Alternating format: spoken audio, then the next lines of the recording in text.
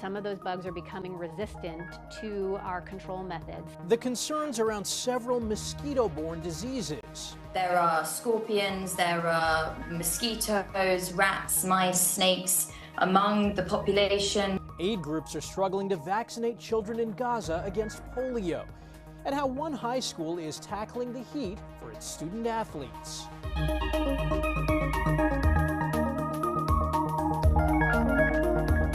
Welcome to Eye on Health, where we focus on stories that affect your physical and mental well-being. I'm Michael George. We begin with a warning from the nation's top doctor. A new Surgeon General's advisory warns that parents are significantly more stressed than the rest of adults. Bradley Blackburn spoke to parents who say the findings aren't surprising. Alice Utam gives her daughter the world, but she's raising her a world away from extended family. So I'm from the UK, my family is there, my husband's family are also abroad, and it's just us. So. The joy of a 4-year-old also comes with stress, and the Surgeon General is warning parents need more help. Having time apart from a child is also important, having a break. That's definitely good for mental health. According to the advisory, nearly half of parents reported that most days their stress is completely overwhelming. The Surgeon General's advisory says our culture needs to change to value and support parents and recognize that raising kids is what keeps the country going. I think a lot of parents are feeling lonely and isolated. Psychiatrist Sue Varma says parents need to prioritize their mental health for their own good and their children's. She says with less community and religious engagement and families living farther apart, it takes extra effort to fight loneliness. What are you doing for connection and conversation with other people? Are you able to just go to a game once a month even and talk to some of the parents? Mother of 3, Desiree Terry, says she's grateful the Surgeon General is starting an important conversation. I don't think it's a surprise that parenthood is stressful. I think we've all been feeling it for a really long time, and it's wonderful to actually have some numbers to back it up. And a reminder that raising the next generation is everyone's concern. Bradley Blackburn, CBS News, New York. The FDA approved new COVID-19 vaccines from Moderna and Pfizer that can protect against the latest strains of the virus.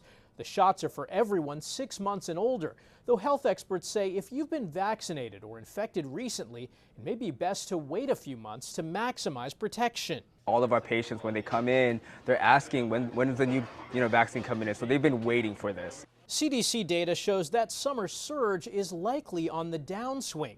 Former FDA Commissioner Dr. Scott Gottlieb says having the vaccine available earlier would be difficult.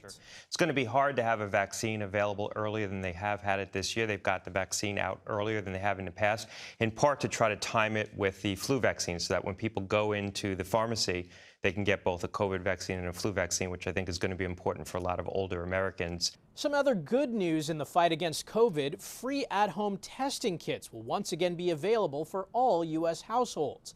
The Biden administration is restarting the federal program in preparation for the typical respiratory virus season.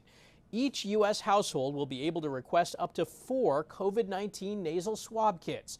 The program is expected to begin in late September. There's a rare and deadly mosquito-borne disease that's put health departments across the Northeast on high alert. Eastern equine encephalitis, or EEE, can cause swelling in the brain, and the death rate is as high as 30%. A 41-year-old man from New Hampshire died after testing positive. It was the state's first case in a decade. According to the CDC, there's only about 11 cases in the U.S. every year. We have no treatment for it to do this, and if once someone gets it, it's just all we can do is provide supportive care, and it can kill people. EEE has also been found in mosquitoes in Massachusetts. Several towns near Boston are spraying insecticide, and some are urging residents to stay indoors after dark until at least October and to wear long-sleeve clothing when possible. These are recommendations. They're not hard and stop requirements. Health experts say the threat of the virus begins to tail off with the first frost of fall, but that's still weeks away. You know, the impact of heat on our health and climate change is not only impacting us as humans, but it's changing where mosquitoes and ticks live, and thus what diseases are moving around in different regions. We're just seeing more bugs, and some of those bugs are becoming resistant to our control methods. The CDC is also monitoring another mosquito-borne disease. There's been a few dozen cases of oropouche, sometimes known as sloth fever, in people who travel to Cuba. Symptoms include fever, joint pain, nausea, and rash. And like the Zika virus, it can also cause fetal issues with pregnant women. The man who led America through the COVID pandemic, Dr. Anthony Fauci, is recovering at home after fighting a different mosquito-borne disease. The 83-year-old was hospitalized for nearly a week due to West Nile virus. Jared Hill has more. West Nile virus infections are the leading cause of mosquito-borne disease in the United States. Many areas are seeing cases, including New York City, where the health department is spraying from dusk to dawn. Former federal health official Dr. Anthony Fauci is recovering at home after being hospitalized with an infection. CBS News chief medical correspondent Dr. John LaPook spoke with Dr. Fauci over the weekend, who says an infected mosquito probably bit him in his backyard. About 2 weeks before that, he had just started not to feel very well, mostly fatigue, and then the fatigue really increased. He developed shaking chills like he said he's never had before in his life, fever, and he was hospitalized for about a week.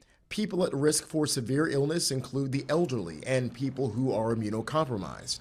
West Nile virus infections cause no symptoms in most people, but others can develop fever, body aches, joint pains, and a rash, according to the CDC. And about 1 in 150 people who get infected get a more serious form that involves the central nervous system. You can get inflammation of the brain and the membrane that lines the spinal cord, and that's a much more serious situation there. So far this year, more than 215 cases of West Nile have been reported in more than 30 states.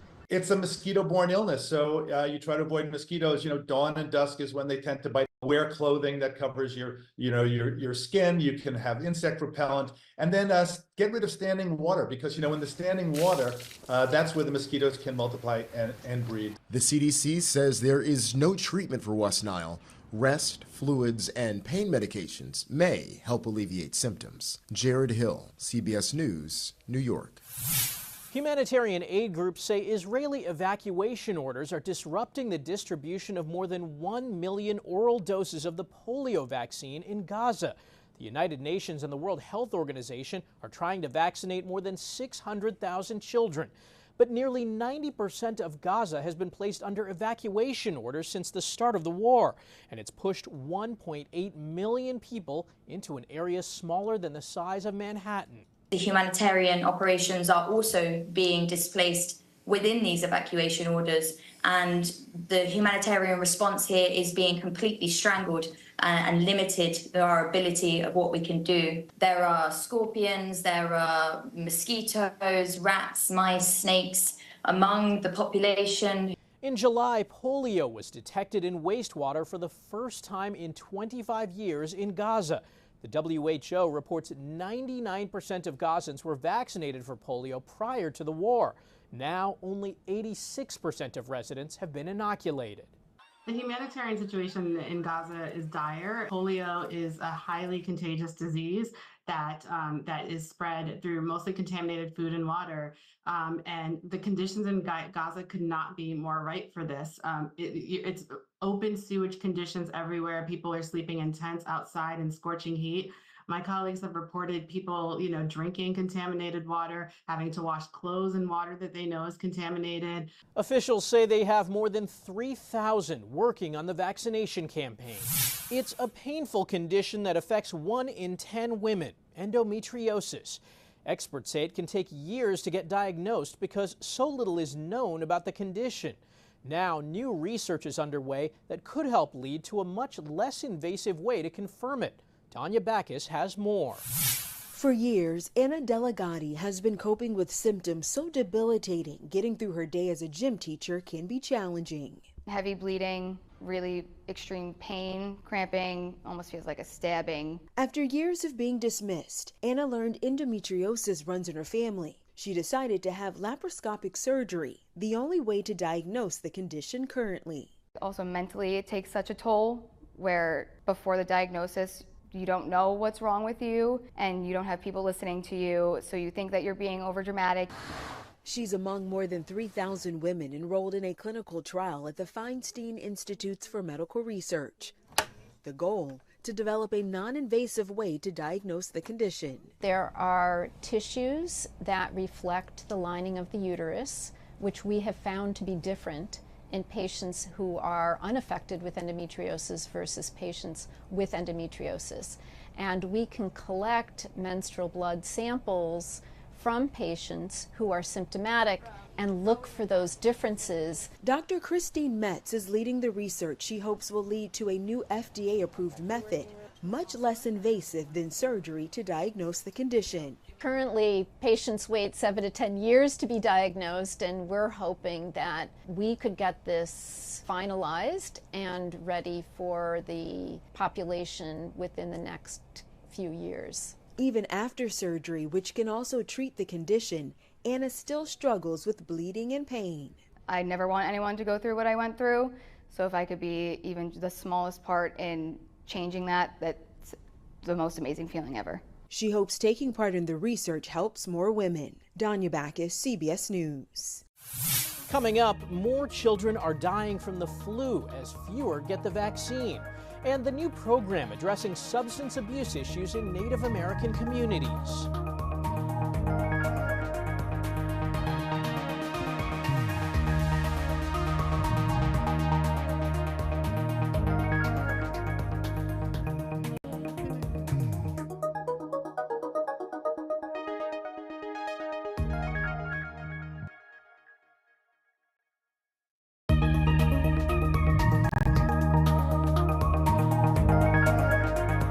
Welcome back.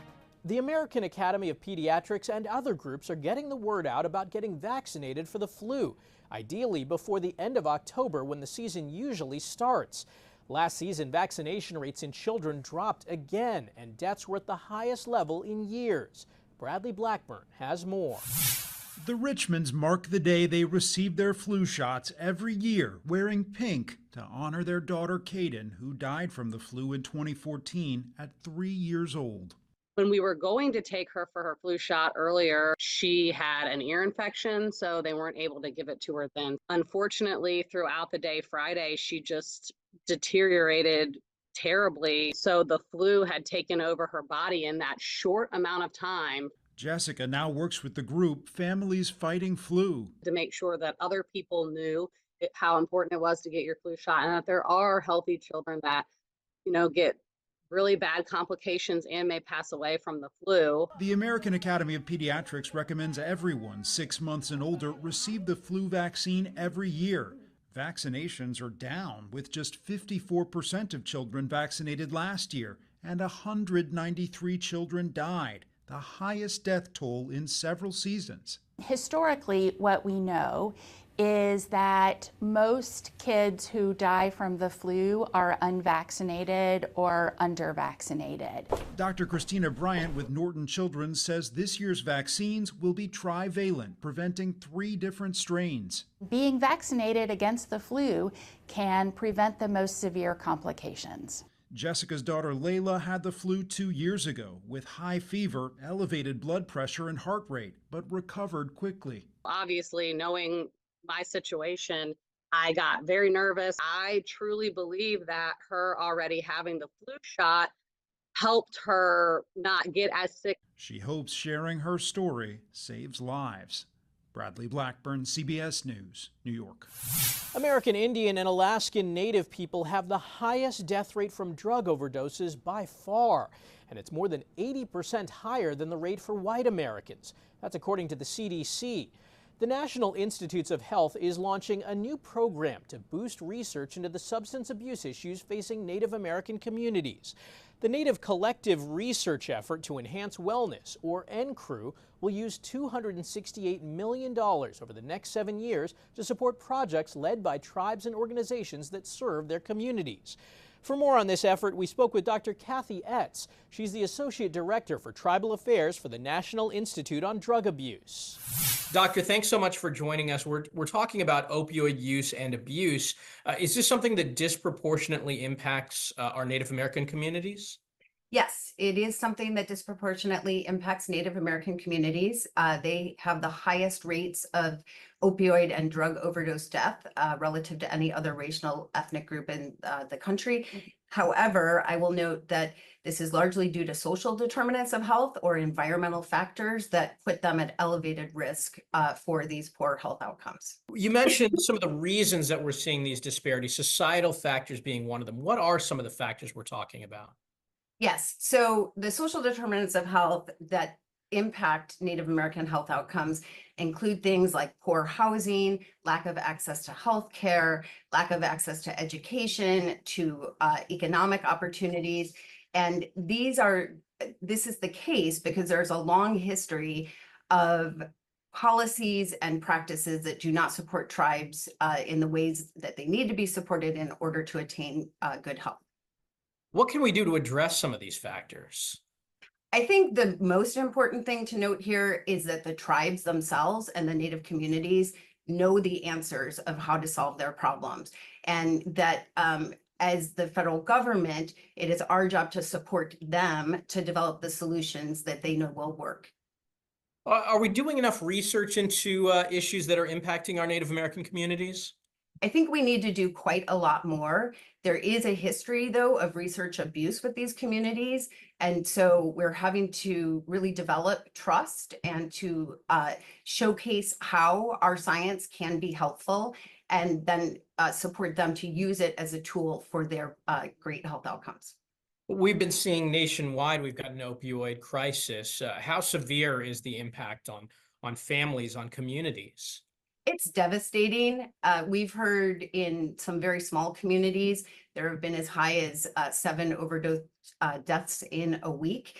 And this is absolutely devastating to a very closely connected community where each person knows each other and relies upon each other. Why is it important for not just our government, but for all Americans to be invested in finding out the reasons for disparities like this? Well, personally, I believe that we are all better. We are all impacted by each other. And when we have communities that are disparately impacted, it ultimately impacts all of us. I think that it's really important to remember that Native communities have tremendous strengths and resiliencies. And we do see health disparities. And we've already discussed how those are truly rooted in social determinants of health. But understanding that Native communities have the power and the strength to solve their problems is critically important to realize. Well, doctor, thank you so much for your time. We appreciate it. Thank you so much. After the break, the tiny robot making a big difference for stroke patients and the importance a breast pump makes for mom and baby.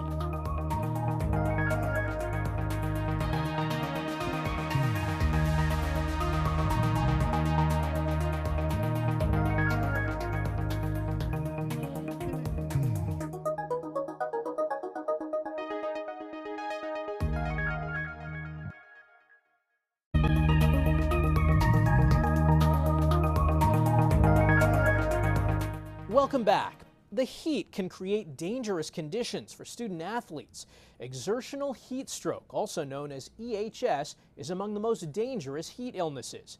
It's caused by vigorous exercise in hot and humid conditions and can become fatal unless treated right away. Elaine Quijano visits a school where prevention is a top priority. Go! It's time for football practice once again at Red Bank Regional High School in New Jersey. Go! Walk outside! Roaming the sidelines is certified athletic trainer Christina Emmerich.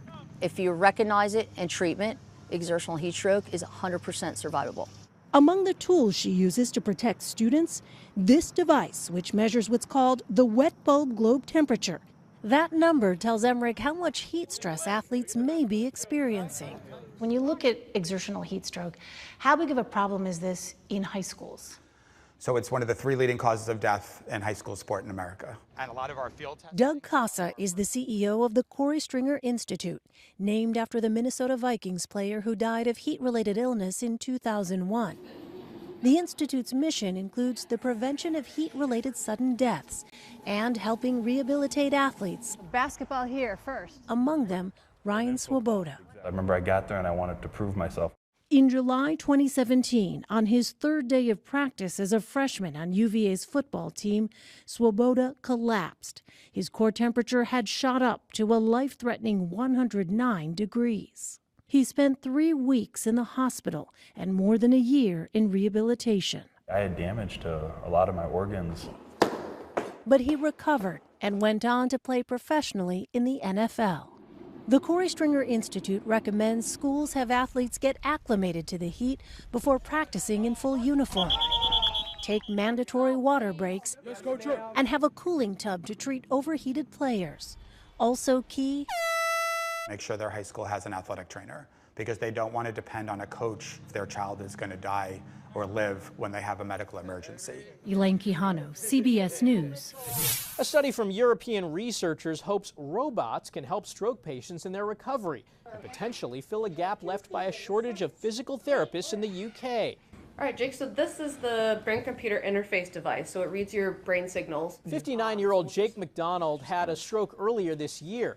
He's now one of the first people to use this robotic coach at the National Robotorium in Edinburgh. Today I will be your exercise and companion.